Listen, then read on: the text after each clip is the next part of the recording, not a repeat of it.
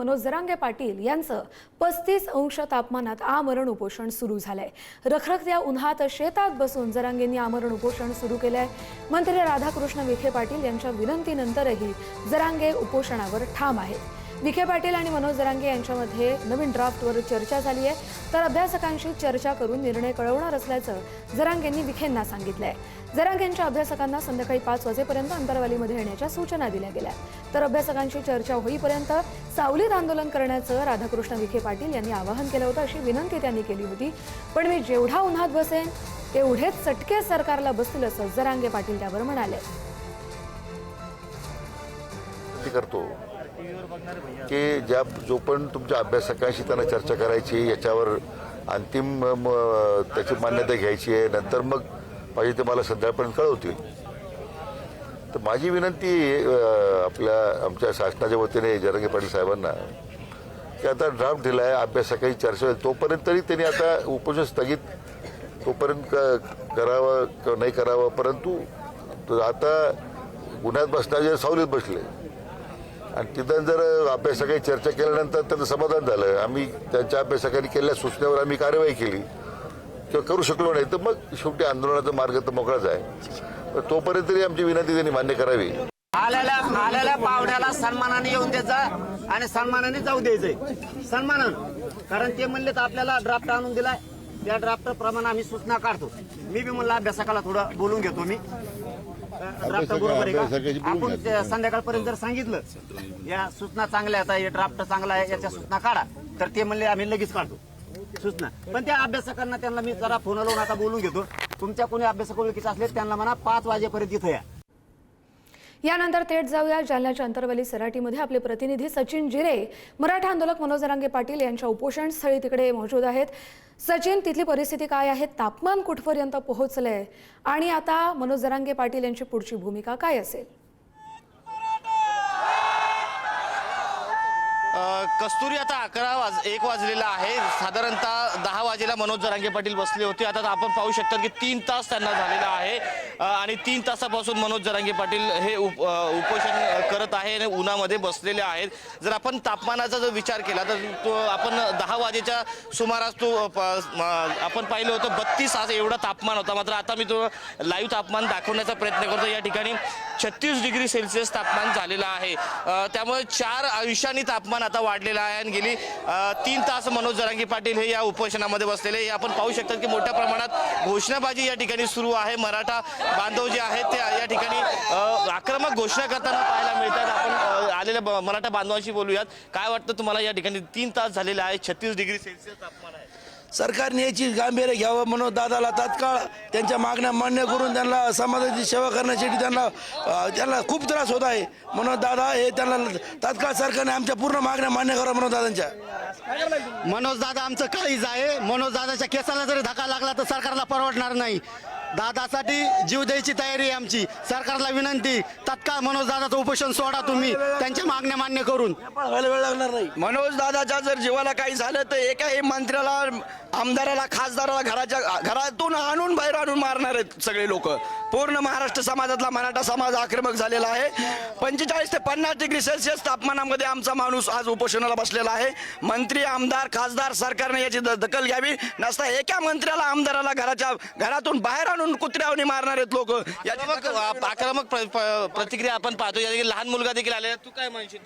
मनोज दादाच्या सर्व मागण्या पूर्व करावे सरकारने, तेवढीच मागणी पूर्व आहे आमची। आता अशा पद्धतीने आपण आक्रमक मागणी या ठिकाणी पाहिलं। अजून काही जण बाहेरून या ठिकाणी आलेले आहेत। जोरदार घोषणाबाजी इथे सुरू आहेत।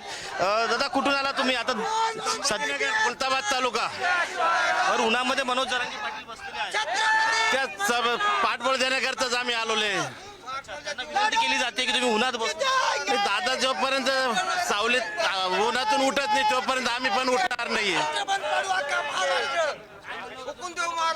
धाराशिव जिल्हा वाशीगाव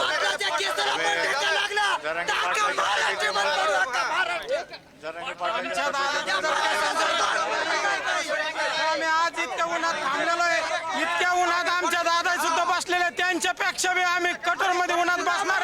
आम्ही सुद्धा अन्न पाणी घेणार नाही। आमच्या दादाचं जर ते इतकं जर हे पाहत असतील तर आम्ही सुद्धा अन्न पाणी घेणार नाही, आम्ही सुद्धा इथंच बसून राहणार आहे। आपण पाहिलं तर अशा पद्धतीची ज्या भूमिका आहे जे मराठा बांधव व्यक्त करतायत.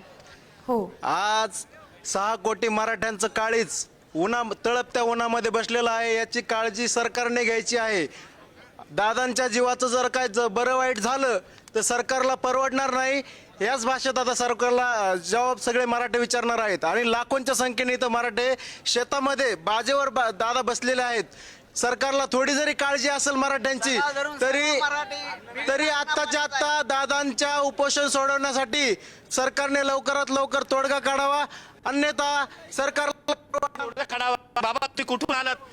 बेडवून माझं खेडेगाव आहे राक्षसबन देवीचं. हा, तिथून आलेलो आहे. आज जे मनोदादा आहे ते अख्ख्या महाराष्ट्रात अख्ख्या महाराष्ट्रात असा माणूस जन्माला नाही इथून मागं. इतिहासात माणूस शिवाजीच्या मागं शिव माणूस झालेला आहे. बरोबर आहे सचिन. त्यामुळे या सगळ्या मराठा बांधवांच्या आक्रमक भावना आहेत. आपण आता थेट न्यूजरूममध्ये जाणार आहोत. माझी सहकारी श्रद्धा माझ्याबरोबर आहे. सध्या सचिन जिरे आपले प्रतिनिधी जालन्याच्या अंतरवाली सराटीत आहेत.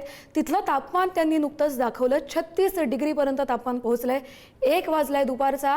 पण आता पुढचे काही तास या जालन्याच्या अंतरवाली सराटीमध्ये जिथे जरांगेंचं उपोषण सुरू आहे तिथलं तापमान कसं बदलेल हेच आपल्याला श्रद्धा समजावून सांगणार आहे. थेट जाऊया न्यूजरूममध्ये. थँक्यू कस्तुरी.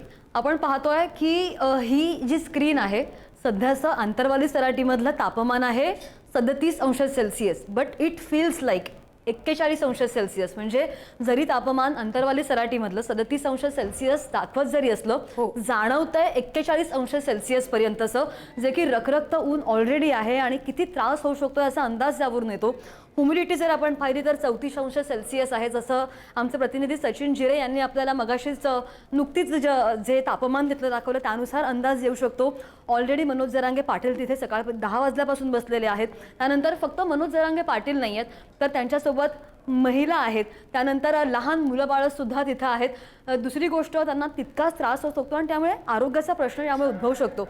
सद्यस्थिती आपण पाहतोय आत्ता वाजलेला 1, जसं कस्तुरीने आपल्याला म्हटलं. त्यानंतर आपण जर आता 1:30 वाजता किंवा 2:30 वाजता किंवा 3:30 वाजता जर आपण तापमान पाहायला जाऊ तर ते वाढतंय, चढतंय. त्यामुळे आणखी त्रास होण्याची शक्यता आणखी जास्त उद्भवते. मनोज जरांगे कोणतेही छप्पर नाही आहे. त्यानंतर पूर्ण ओसाड माळरानावर ते बसलेले आहेत आणि त्यामुळे आम्ही तुम्हाला दाखवण्याचा प्रयत्न करतोय 2:30 वाजता हे तापमान किती असू शकतं. 2:30 वाजता हे तापमान 41°C पर्यंत जाऊ शकतं. हे तुम्हाला आम्ही दाखवण्याचा प्रयत्न करतोय आणि हे आरोग्यासाठी इतकं हानिकारक आहे. त्यामुळे कस्तुरी, जसं तू मगाशी म्हणालीस की सरकारचे प्रयत्न सुरू आहेतच, मात्र अपेक्षा आपण करूया की लवकरात लवकर त्या मागण्यांचा सगळा विचार करून काहीतरी ठोस निर्णय होईल, नाहीतर आरोग्याचा प्रश्न उद्भवू शकतोय. कस्तुरी, त्यामुळे श्रद्धा, हे तू तापमान जे समजावून सांगितलंस त्यानुसार हेच दिसतंय की ऐन दुपारी तापमान चांगलंच वाढणार आहे. मळभ आहे वातावरण, ह्युमिडिटी जास्त आहे, वारं पडलंय, त्यामुळे अर्थातच उन्हाचे चटके जास्त लागतायत, अंग पोळून निघतंय. आणि या रखरखत्या उन्हातच मनोज जरांगे पाटील आंदोलनाला बसलेले आहेत. तिथले कंटिन्यूज आपल्याला अपडेट सचिन जिरे आपले प्रतिनिधी आपल्यापर्यंत पोहोचवत आहेत. त्यांच्याबरोबर अमोल हे कॅमेरामॅन देखील याच उन्हातून या सगळ्या आंदोलनाचं कव्हरेज करताय. धन्यवाद श्रद्धा, तू हे सगळं समजावलंस त्यासाठी. तर मनोज जरांगे यांच्या प्रश्नावर सरकार सकारात्मक असल्याचं मुख्यमंत्री देवेंद्र फडणवीस यांनी म्हटलंय. मराठा समाजाच्या हिताचे निर्णय घेऊ असं देखील मुख्यमंत्र्यांनी आश्वस्त केलंय. महायुती सरकार सगळ्या समाजाच्या हिताचाच निर्णय घेणार आहे. मराठा समाजाविषयी निर्णय घेताना ओबीसींवरती अन्याय होऊ देणार नाही असं देखील मुख्यमंत्री देवेंद्र फडणवीस यांनी स्पष्ट केलंय. GR काढण्याची मागणी त्यांनी केलेली आहे. नाही, त्या संदर्भात आता चर्चा चाललेली आहे. एवढ्या डिटेलमध्ये मी बोलणार नाही. मी पुन्हा एकदा सांगतो, न्यायालय, कायदा आणि संविधान याच्या चौकटीत बसून कुठलाही निर्णय घ्यायला आम्ही तयार आहोत.